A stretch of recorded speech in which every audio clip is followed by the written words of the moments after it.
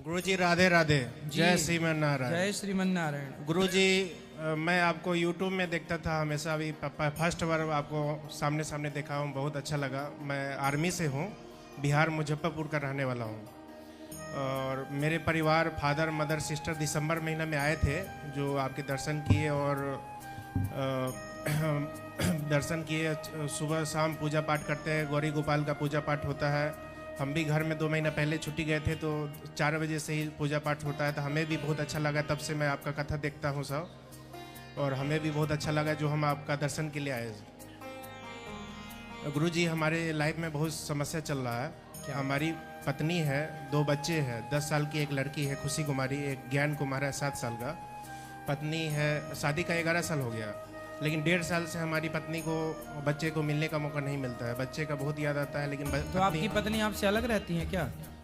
हमारी पत्नी अलग रह रही है, अपने मम्मी पापा के साथ रहती है मायके में। क्यों? वो उसका गार्जियन है, सो मम्मी पापा भाई नहीं है, उसका गार्जियन है सो जीजा है लड़की का, जो नहीं चाहता है परिवार बसे। वो उसने भगा दिया उसको। शुरू शादी के टाइम से ही हंसी मजाक उसका चलता था।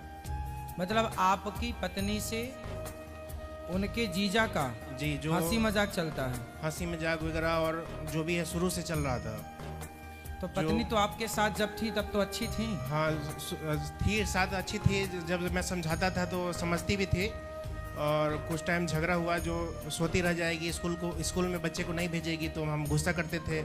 तो ऐसे करके वो भी गुस्सा की, हम भी गुस्सा हुए थे। इस मैटर पे वो घर में फ़ोन फान की, तो उसको जीजा को पता चला, तो उसका जीजा भगा दिया और वो अपने मायके आ गई। हम साथ में रहते थे जोशीमठ में, आर्मी में। तो फिर आपकी पत्नी से अब आपकी बात नहीं होती? नहीं बात होती है सर। और बच्चे से भी मैं अभी भी छुट्टी जा रहा हूँ। अभी 2 महीना पहले भी गया था, काफ़ी कोशिश किया, गया भी पत्नी को ह्यूमन राइट को लेके भी गया था साथ में। पत्नी को पैर पकड़ा कि चलो घर बसाओ, जो भी हुआ हमारी ही पूरी गलती है, लेकिन वो मानने को तैयार नहीं है। उसकी माँ को पैर छुआ तो गाली देती है, पत्नी गाली देती है, बच्चा से मिलने का मौका नहीं देती। बच्चा का बहुत याद आता है, लेकिन बच्चा से भी मिलने नहीं देती है।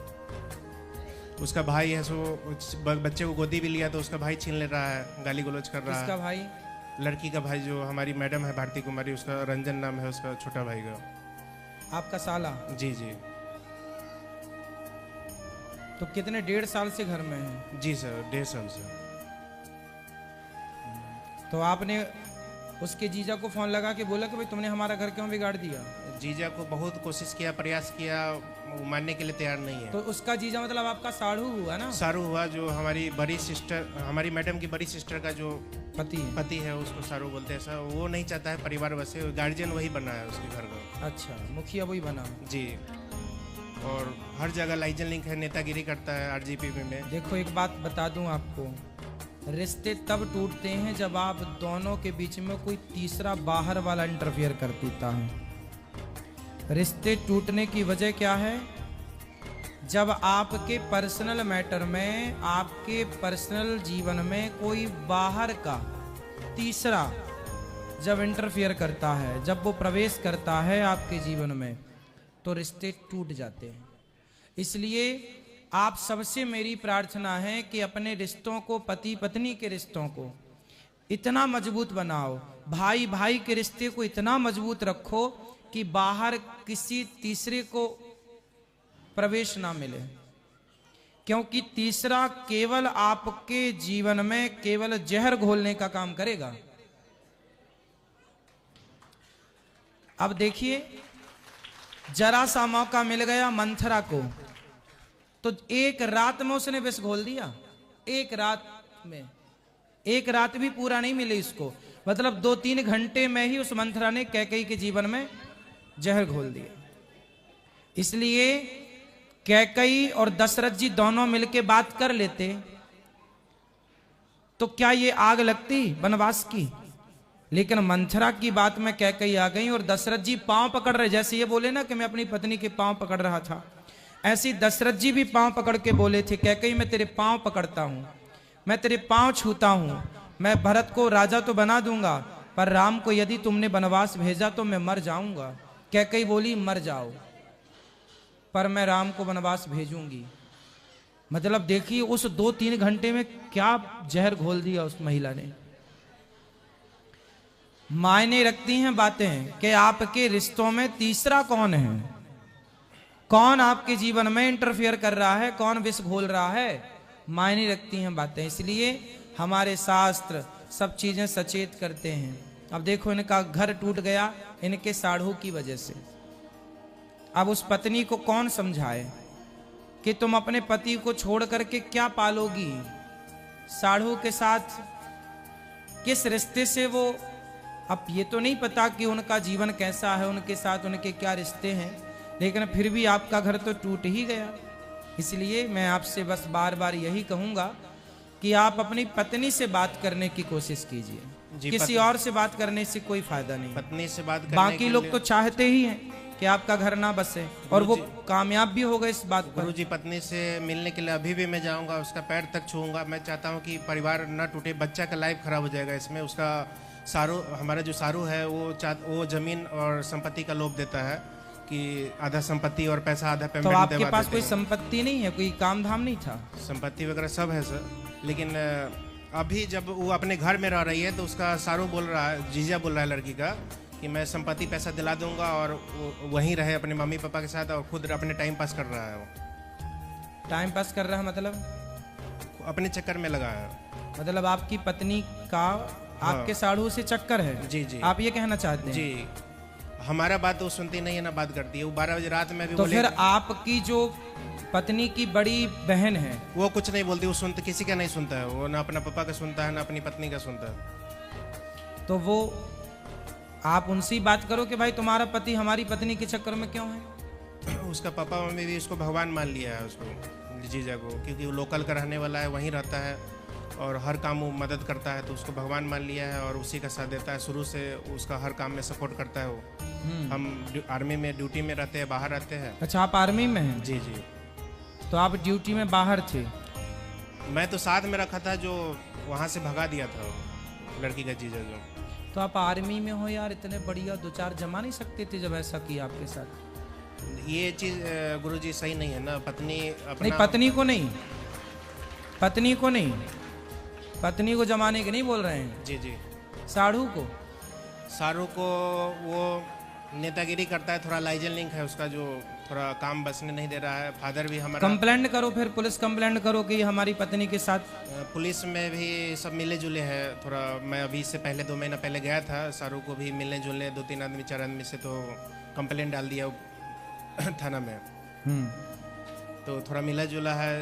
आरजीपी में नेतागिरी करता है वो, गुड्डू चौधरी नाम है उसका।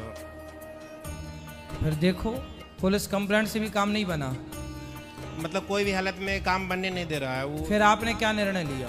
हम चाहते हैं सर कि जो भी डिसीजन है उसका, जो जीजा कर रहा है उसमें 4-5 साल जवानी का मजा लेगा और कुछ नहीं है। बच्चे की लाइफ खराब हो जाएगी उसमें। हम चाहते हैं दोनों बच्चा हमें मिल जाए, और अभी भी हम चाहते हैं कि वो ठीक ठाक से आ जाए। हम रखने के लिए तैयार है, लेकिन जो भी गलती काम किए हैं, जो भी किए हैं अभी तक, हम चाहते हैं परिवार बच जाए। क्योंकि बच्चे के 2 बच्चे हैं सर, 10 साल का एक लड़की है, 7 साल का लड़का है।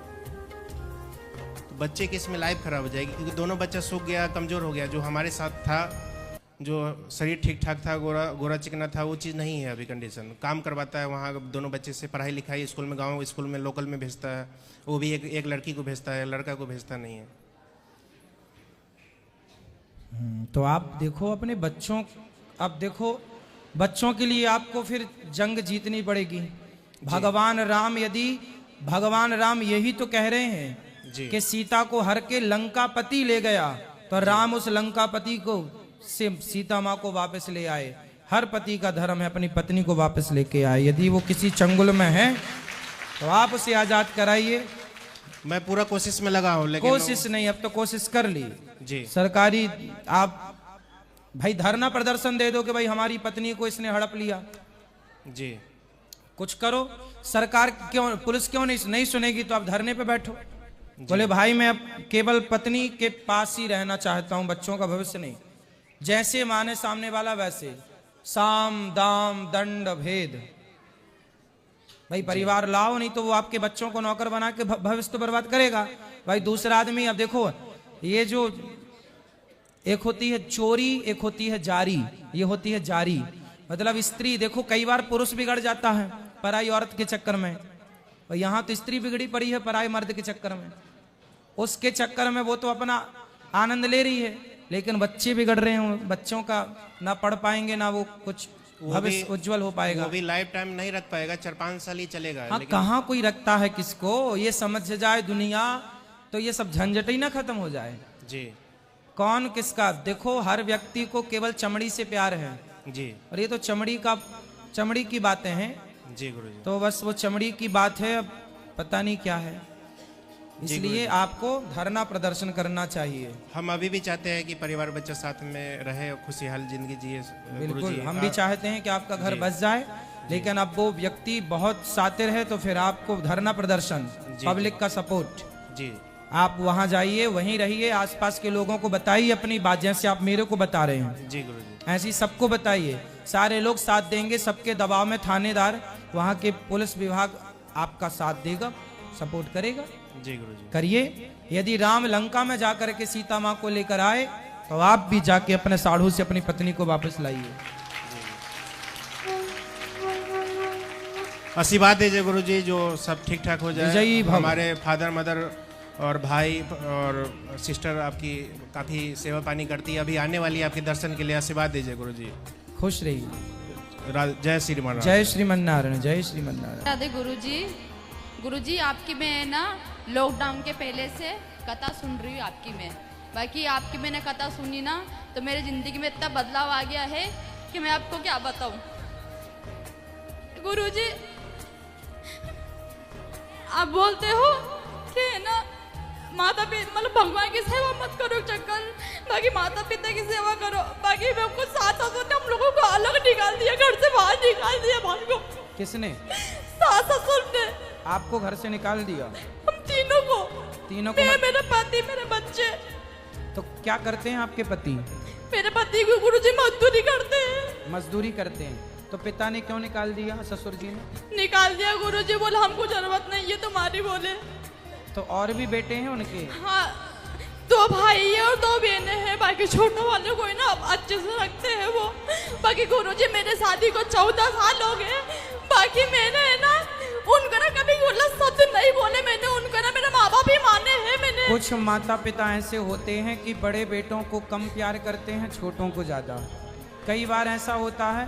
सबसे ज्यादा नुकसान में कौन सा बेटा होता है? मंझला। और गुरुजी या तो बड़ा लाडला होगा या छोटा। गुरुजी मंझला जाए बट्टे खाते में। तो ये माँ बाप का एक तो इतने बच्चे पैदा नहीं करना चाहिए, और जब करो तो फिर प्यार बराबर रखो। गुरुजी हमें ना 5:30 बजे उठ जाते हैं। बाकी हमारा जो सिद्धांत माता ये पिता, है। कई बार बच्चे गलत नहीं होते, कई बार किसी केस में माँ बाप गलत होते हैं। तो जब बच्चे गलत करते हैं माँ बाप के साथ तो वो पाप के भागीदार होते हैं, और जब माँ बाप बच्चों के साथ गलत करते हैं तो माँ बाप भी पाप के भागीदार होते हैं। और मैंने उनको ही अपना माता पिता माना था, बाकी उन्होंने मेरी कदर नहीं करी। मैंने गुरुजी मैंने आज कोई तक बात उनको गलत नहीं बोला। कोई बात मेरे माता पिता ही माने। आप इतना परेशान ना हो, पति से कहो मेहनत करें, अपना कमाओ खाओ। गुरुजी ऐसा हुआ कि क्या बोले, ससुर बोलते हैं कि बोले बेटा इसके पापा को कि बेटा अपन शादी करते हैं। नंदन की भांजी की शादी करी गुरुजी। मेरे पति है ना ब्याज से पैसे लेके आए 10% के। बाकी ना ये बोलते कि दोनों मतलब कर्जा चुक जाएगा ना जब तक कोई अलग अलग नहीं होंगे। बाकी है ना पूरा कर्जा हमारे पे सौंप दिया, और है ना छोटे वाले बेटे का कर्जा चुका दिया। बाकी आज ऐसी स्थिति हो गई गुरुजी कि हमारे घर पे कोई नहीं आता, एक बच्चा नहीं आता है। 6 महीने हो गए बात को। ये तो अपमान करके हमारा निकाला है घर से। बाकी मैंने ना, तो अभी कहाँ रहते हैं आप? मैं यहाँ रहती हूँ गुरुजी, मैं परदेसी पूरा रहती हूँ गुरुजी, किराए से रहती हूँ मैं। किराए से? और मैं ना स्कूल में बच्चों की सेवा करती हूँ, नर्सरी क्लास के बच्चों की। तो आप मेहनत करो, पति भी मेहनत करें, पैसे जोड़ो, और देखो समय सबका बदलता है, चिंता ना करो। आप भी एक दिन इतने सफल हो जाएंगे कि दुनिया देखेगी कि हाँ आपने मेहनत करके सब बना लिया। और गुरुजी कोशिश करो, मेहनत करो। गुरुजी मैंने ना मेरा पति की भी सुबह 5:30 बजे उठती हूँ, गौशाला में जाती हूँ, गौ माता के चरण दबाती हूँ, चारा डालती हूँ मैं। हम दोनों हस्बैंड वाइफ। आप अपने धर्म के रास्ते पर चलते रहो, किसी का बुरा ना सोचो, भगवान आपके साथ हैं। बाकी गुरुजी हमने ये सोच लिया है कौरवों ने पांडवों को भी, उनके भी सारा धन हड़प लिया और वनवास निकाल दिया, वनवास दे दिया। पर गुरुजी लेकिन क्या हुआ? भगवान किनका साथ दिए? उन्हीं का साथ दिया ना। इसलिए भगवान को पता है कि सही कौन है गलत कौन है। मैं इसके पापा को यही बोलती हूँ कि देखो अपने घर पे कोई नहीं आ रहा है ना, कोई अपन को नहीं मतलब है किसी से, अपन भगवान में ध्यान लगाओ, उनको अपना परिवार मानो अपन। हाँ अपनी स्थिति सही होगी ना तो ऑटोमेटिक खुद अपने करने आएंगे। सुनो, लोग घर में किसके घर आते हैं? जिसके घर कुछ होता है, कुछ होता पैसा है। होता है। आपने एक गीत सुना होगा, सुख के सब साथी दुख में ना कोई, मेरे राम तो मेरे राम मेरे हर समय संग है। ये दुनिया तो सुख दुख में अपने रंग बदल लेती है, भगवान कभी रंग नहीं बदलते। और इसलिए गुरुजी उनकी मैंने शरण में मैंने मेरी देरानी ने, मेरे देवर ने मेरे को इतने गंदे गंदे शब्द बोले सब हैं। भूल जाओ, इससे कोई लाभ है? कुछ नहीं याद रखो, केवल भगवान को याद रखो, कर्म का पे ध्यान दो। और गुरुजी किसने क्या बोला इस पर ध्यान नहीं, अपना कर्म कैसा है। और कर्म गुरुजी ध्यान। आपसे ये पूछना है मेरे को कि संडे के दिन तुलसी माता के अंदर दिया नहीं लगाते और जल नहीं चढ़ाते दिया क्या? जला सकते हैं, जल नहीं चढ़ाते। जल भी चढ़ा सकते हैं, तोड़ते नहीं है, और गुरुजी तोड़ते नहीं है। और